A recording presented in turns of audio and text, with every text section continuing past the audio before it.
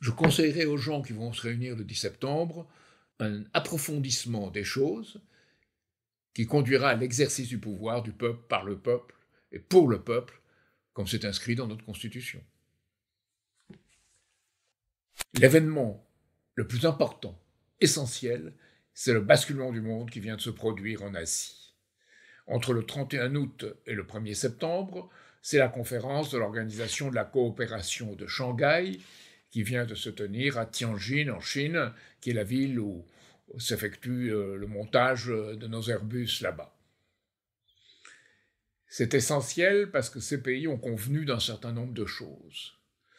La première, c'est l'esprit de Shanghai, c'est-à-dire non-ingérence dans les affaires intérieures des autres, développement mutuel et surtout nouvelle plateforme d'investissement hors de la spéculation dollar.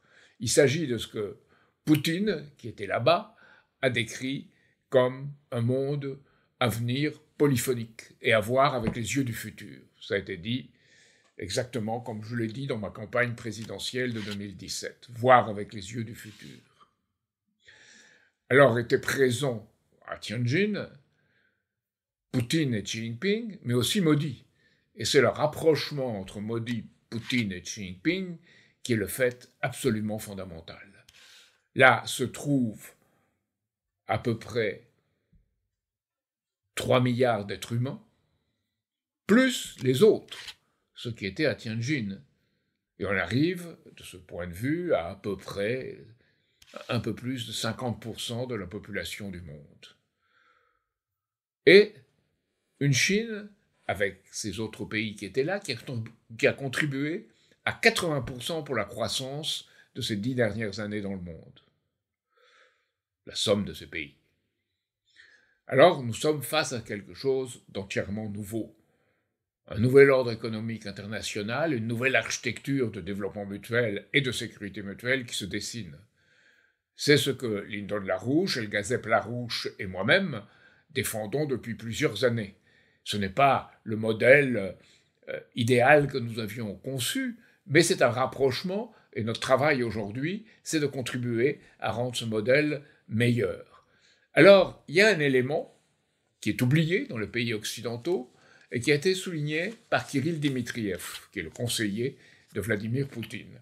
Il a dit « Nous sommes ouverts à des investissements entre la Chine et la Russie, en particulier dans l'Arctique, mais aussi avec les États-Unis. Chine, Russie et États-Unis, c'est compatible.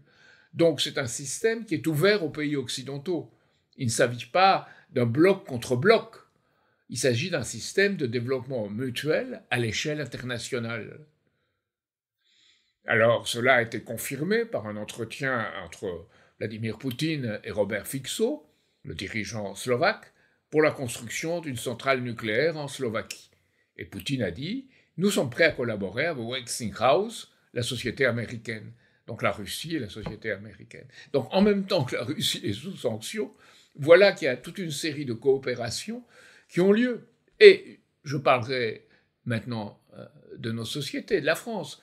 Total se trouve encore en Russie, opérant en Russie, et organisant l'envoi de gaz naturel liquéfié russe dans les pays européens. Et nous sommes un des principaux importateurs de gaz naturel liquéfié russe. Alors, en même temps, nous importons du gaz naturel liquéfié des États-Unis à un prix 3 ou 4 fois plus cher, et même le gaz russe est beaucoup plus cher que lorsque nous l'importions directement, avec le pipeline, avant que Nord Stream ait été saboté. Alors, tout cela montre que, quels que soient les moyens de mettre fin à ce système de développement mutuel, de logique, tel qu'il s'est ébauché en Chine, eh bien ce système est le système du futur, sauf à un effondrement économique et financier provoqué par les spéculations dans le dollar occidental, soit par une guerre. Donc c'est là que se situe l'enjeu aujourd'hui du monde. Alors, en Europe, évidemment, on ne voit pas ce qui se passe. On ne voit pas que, comme l'a dit quelqu'un en Chine, un collaborateur éminent du système du ministère chinois des Affaires étrangères, Ron Bei, il a dit « Maintenant, le Sud global n'est plus une majorité silencieuse. C'est une majorité qui parle, qui a un programme, qui a un projet. » Alors, en Europe, eh bien, comment réagit-on? Je prends le monde d'aujourd'hui. La Chine au centre d'un front anti-occidental. Je prends un organe financier français. Pékin, barycentre du monde anti-occidental. Eh bien, il s'agit d'un monde qui réclame sa part dans l'organisation du monde et qui entend y jouer un rôle qui ne soit pas un rôle de supplétif. Ce qui est en train de se dessiner, c'est le monde du futur, où ce que nous avions toujours défendu, un pont terrestre mondial nous-mêmes, est en train de s'ébaucher. Oh, ce n'est pas gagné. Oh, ce n'est pas suffisant. Mais un grand projet comme le détroit de Bering, entre la Russie et les États-Unis, l'Alaska et la Sibérie, on en parle aujourd'hui, il est ébauché, alors que nous avons parlé depuis longtemps. Et que ça renouvelle ce pont aérien qui avait eu lieu pendant la Deuxième Guerre mondiale entre les États-Unis et la Russie par la Sibérie pour organiser la lutte contre les nazis.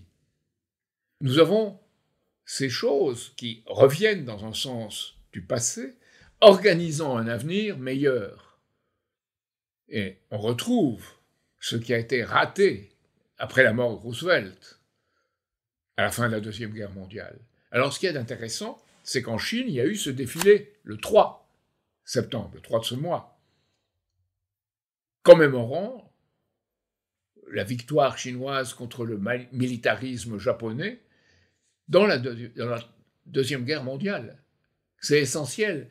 Alors on dit la Chine, c'est la preuve qu'elle devient militaire, qu'elle devient menaçante. Non, la Chine entend avoir une armée qui se défend.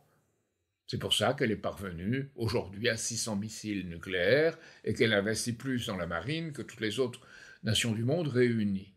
Mais ce n'est pas offensif.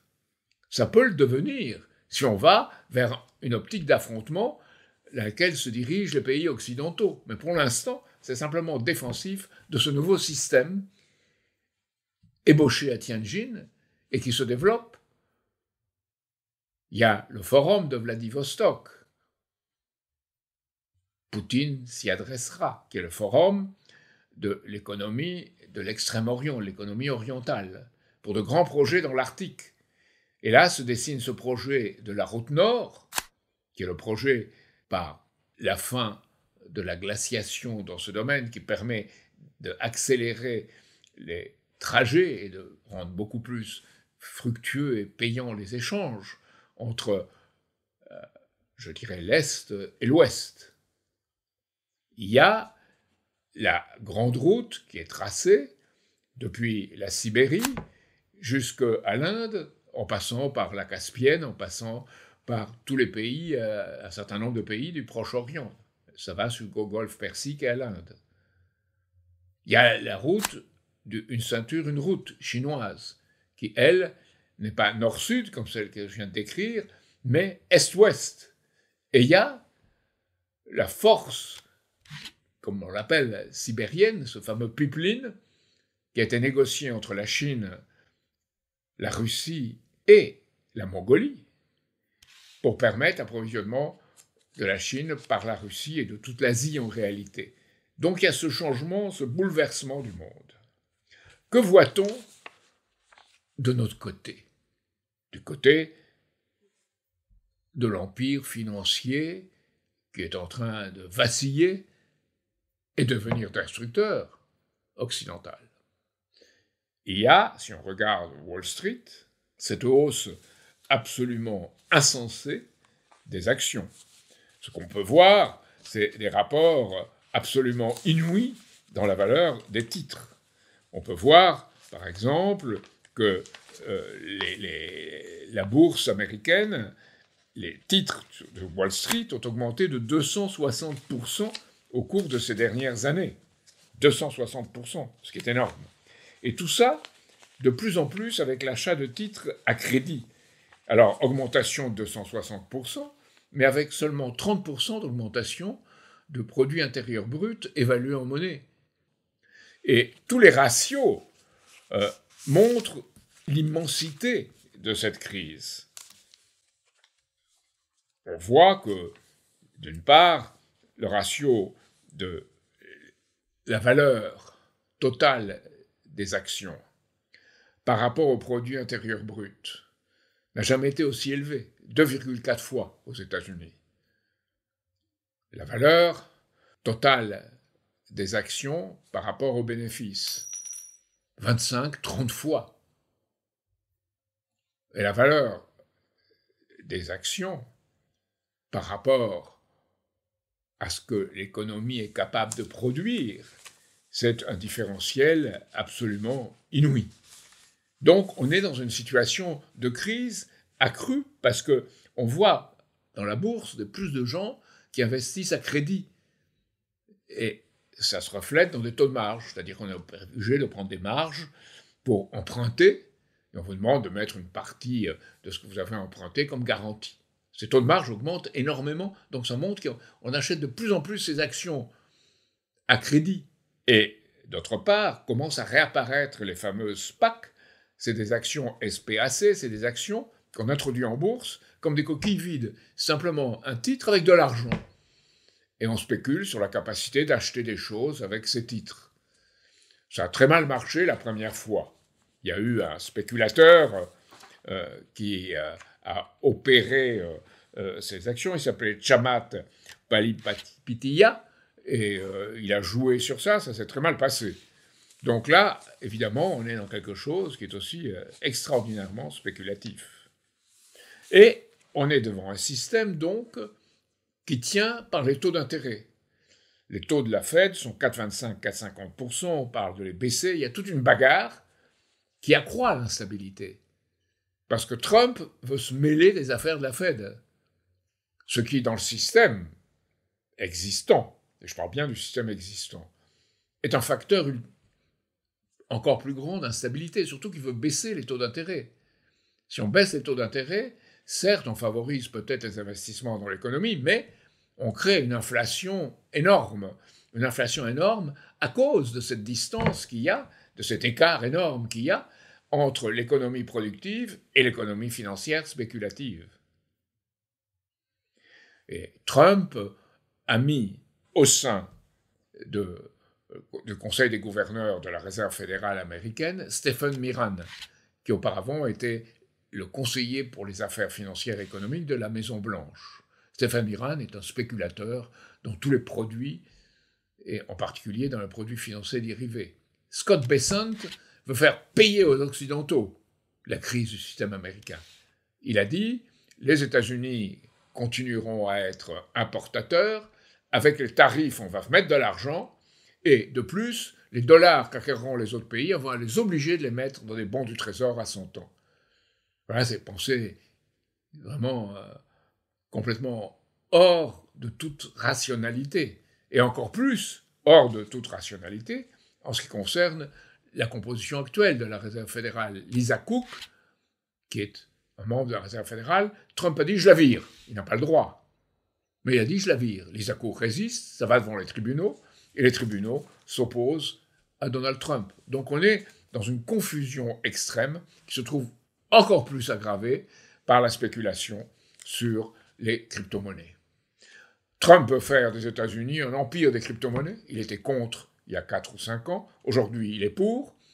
Il a même fait émettre ce qu'on appelle des tokens, c'est-à-dire quelque chose qui est entièrement spéculatif, à son image et à celle de sa femme, et il a gagné Melania, et il a gagné énormément d'argent avec ça. Donc il est devenu lui-même spéculateur dans un système spéculateur. Et ces crypto-monnaies varient de façon inouïe, on l'a vu avec le Bitcoin. Et de plus, ce qui est encore plus grave, une loi promue par Trump et votée par le Sénat aux États-Unis, une loi dite Genius, génie, qui permet d'avoir l'émission, d'arriver à l'émission de ces crypto-monnaies sous une forme stable, c'est-à-dire on appelle ça une crypto stable, parce qu'elle est associée au dollar. Et elle est associée avec la garantie des bons du Trésor américain. Donc les gens qui vont là, comme Tesser ou Circle, ces sociétés, retouchent de l'argent, le taux d'intérêt payé, les 4, 4,5% du Trésor américain. Et en plus, ils jouent avec ces cryptos sur les marchés, avec de l'argent à crédit, et ils font un secteur avec la blockchain. La blockchain, c'est un registre de données. Et ces registres de données sont protégés par le fait qu'elles sont éparpillées, que ces données sont éparpillées dans des milliers et des milliers d'ordinateurs, et elles sont cryptées, c'est-à-dire qu'on ne peut pas savoir qui a fait l'opération. Donc les gens qui font ces opérations, eh bien, ils peuvent les faire sans être vus ni connus, et en plus, ils ne paient pas d'impôts. Alors, ils peuvent passer des cryptos où ils spéculent aux stablecoins, ces fameuses monnaies stables, crypto-monnaies stables, où ils sont protégés, puis après ils spéculent sur les cryptos, puis ils repassent aux stablecoins. C'est-à-dire, c'est un réseau qui corrompt l'intérieur même du système américain et qui va atteindre jusqu'au bon du Trésor émis par la Réserve fédérale. Alors, pire, cette loi de Genius a été votée, mais on lui a adjoint un autre texte disant que les États-Unis n'avaient pas le droit d'émettre une monnaie numérique d'État. Donc, on le donne au privé, entièrement aux spéculateurs du privé. La Chine a par exemple une monnaie numérique, le renminbi numérique, mais c'est une monnaie d'État. C'est une monnaie d'État, comme la Russie en a une d'ailleurs, et l'Angleterre va en faire une aussi d'ailleurs. Donc on a, surtout la Chine, qui a une expérience de cela, et qui permet de rendre plus fluides les opérations, mais sous contrôle de l'État. Là, aux États-Unis, c'est donner le système aux intérêts privés. Ça a eu déjà lieu une fois aux États-Unis, en 1837, sous une toute autre forme, sous la présidence de Harry Jackson, le président américain de l'époque, qui avait décidé pas de banque nationale, toutes les banques peuvent émettre leur propre monnaie. C'est un désastre. Trump, au-dessus de son bureau, le portrait de Jackson. Donc, si Trump veut la paix, et vous voyez qu'il a cette tendance, il voudrait faire des affaires, il voudrait la paix, mais il le fait sur ce sable mouvant et ces spéculations qui ne sont pas un accident, qui ne sont pas une erreur. C'est quelque chose d'inhérent, de propre au système. Alors, venons-en à la France dans ce contexte.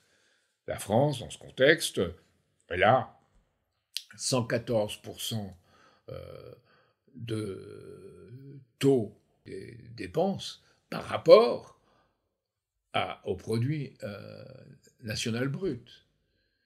C'est-à-dire qu'on a plus de ces dépenses que le fameux 60% que fixe l'Union européenne.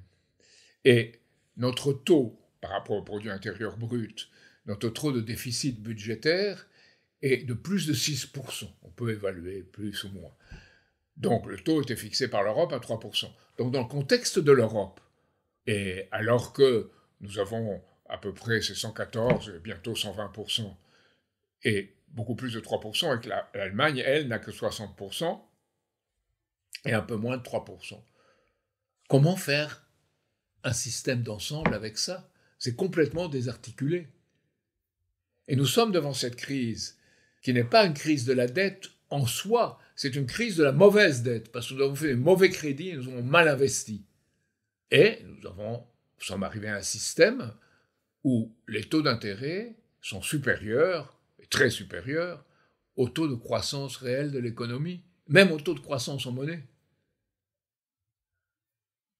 Donc, c'est un système entièrement spéculatif. Et nous sommes face à une échéance, qui est l'échéance du 12 septembre, où il y aura le verdict qui sera prononcé le 12 septembre par Fitch, les sociétés de notation. Plus il y aura après Standard & Poor's, puis il y aura Moody's. Standard & Poor's sera la dernière en novembre. Donc, si on est mal noté, dans le cadre du système, on a un problème, et c'est le système qu'on a accepté. Et on est nous-mêmes sous procédure de budget excessif par la Commission et le Conseil européen. Et on a promis qu'on serait à moins de 3% en 2029, avec plus de 0,5% en moins chaque année, d'où le budget de Bayrou et le budget d'austérité de Bayrou. Donc, ce que l'on voit, si l'on juge les choses telles qu'elles sont, c'est que nous avons tout un système occidental qui est basé aux États-Unis sur la spéculation. D'ailleurs, les États-Unis ont un taux de dette publique par rapport au produit intérieur brut supérieur au nôtre. Donc les États-Unis n'ont pour l'instant pas de problème parce qu'ils ont le privilège du dollar. Et nous avons les problèmes qui nous retombent dessus parce que nous avons un franc que nous avions, qui a disparu, et nous avons maintenant l'euro. Alors on dit l'euro c'est un facteur de stabilité, c'est vrai, mais à condition qu'il y ait une politique d'austérité qu'on nous réclame. Donc nous sommes sous l'épée de Damoclès de cette austérité. Bayrou l'a dit et l'a répété, mais c'est lui et ceux qui sont comme lui qui ont provoqué cette situation. Alors, on en est aujourd'hui pour en sortir à penser qu'il faut un gouvernement de gauche, Macron se tournerait sur cette fausse gauche du Parti socialiste, bref, c'est n'importe quoi. Alors, quelle serait la voie de sortie? Ça serait une politique qui associe la France à ce système qui apparaît aujourd'hui dans le monde, qui est celui d'une économie réelle, d'une économie productive, basée sur des infrastructures, basée sur le développement, qui est ce qui s'est ébauché et ce qui apparaît comme la voie vers un futur de paix, ce qui s'est ébauché à Pékin, à Tianjin et maintenant à Vladivostok. Alors ça ne veut pas dire que la France s'incline, non. La France doit apporter ce qu'elle peut à ce système-là, et ce qu'elle doit est tenir son rang. Donc c'est là que toutes les discussions actuelles à l'Assemblée nationale, au Sénat, autour du président, ne portent pas sur le vrai sujet, qui est la nature du crédit, la dette, juste ou injuste, justifiée ou injustifiée, et dans quoi investir. Or, Poutine, qui on voit dans nos pays comme une sorte de diable, Poutine, s'adressant et à l'Organisation de coopération de Shanghai et à des jeunes scientifiques russes, a dit « Nous devons développer les énergies du futur, la fusion thermonucléaire contrôlée ». Ce que nous avons constamment défendu, nous avions une revue qui s'appelait Fusion. Ben voilà quelqu'un qui le fait. Et le problème, c'est que nous, en France, nous sommes sabordés. Nous avons des gouvernements qui ont été des gouvernements qu'on pourrait qualifier de sabordeurs de la France, qui n'ont pas été capables de jouer leur partition parce qu'ils se sont soumis.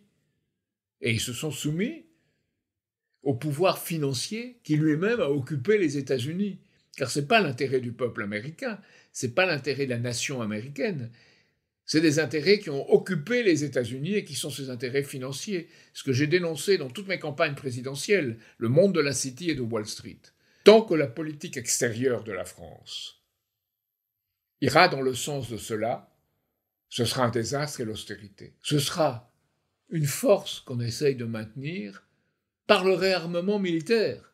Il faut bien distinguer, la Chine s'arme pour défendre ce système, cet esprit de Shanghai, cet esprit de coopération, on dira l'esprit de Shanghai à Chiang-Kai, le port en eau lourde chinois, en eau profonde chinoise en Amérique du Sud, pour développer l'Amérique du Sud. Donc eux ont cette organisation militaire pour cela, alors que nous sommes ce réarmement pour avoir et pouvoir maintenir nos spéculations financières. Car toute sortie de l'inflation, c'est quand on ne produit pas de biens réels, d'actifs tangibles, et on fait de la monnaie, de la monnaie, de la monnaie. Ben pour sortir de l'inflation, il n'y a pas beaucoup de solutions. C'est soit une austérité draconienne, soit accepter que les taux d'intérêt soient extrêmement bas, et que l'inflation et que la monnaie ne valent plus rien, soit la guerre. Et aujourd'hui, on est bel et bien engagé dans la guerre, dans une économie de guerre dans les pays occidentaux. C'est de là dont il faut sortir, c'est ce qui doit définir la politique de la France, une politique de paix contre l'oligarchie financière, contre le pouvoir de ceux qui ont dénaturé le dollar et l'euro, et une politique d'indépendance et de souveraineté nationale associée à ces pays de la majorité mondiale qui réclament que leur souveraineté soit respectée. Souveraineté avec souveraineté, voilà quel est l'avenir qui doit se dessiner si la France doit jouer un rôle dans le monde et si la France doit pouvoir soutenir la paix. Alors, ce point de vue, M. Macron peut dire ce qu'il veut sur la reconnaissance de l'État palestinien, la justice au Moyen-Orient. Ce sont que des paroles, que des mots, s'il n'y a pas derrière une véritable politique qui le soutienne. Et M. Trump peut dire « je veux la paix », mais si il est impossible de la faire avec ce système de spéculation financière qui est celui qui engendre et qui est porteur de la guerre. Donc voilà, un choix décisif, et je vous demande à tous ceux qui m'écoutent, de nous aider financièrement et avec vos ressources d'organisation humaine, d'apporter toute notre aide à ce que nous faisons, en militant à la fois par vos apports, pour convaincre les autres de la gravité de la situation et de la démontrer, et aussi pour nous permettre financièrement de continuer notre rôle, à la fois en France, mais aussi avec nos amis dans le monde qui se battent pour cela. Lula, au Brésil, par exemple, qui faisait tellement d'amitié avec Macron il y a environ un an, Lula convoque une séance exceptionnelle des BRICS, là, le 8 septembre, parce qu'il voit la gravité de la situation.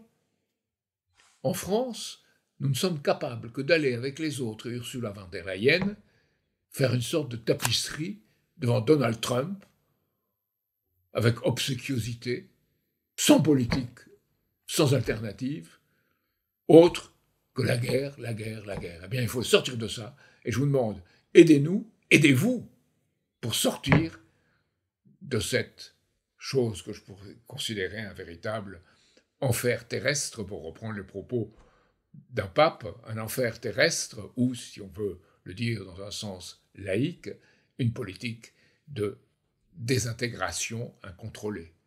Voilà. Aidez-nous, aidez-vous.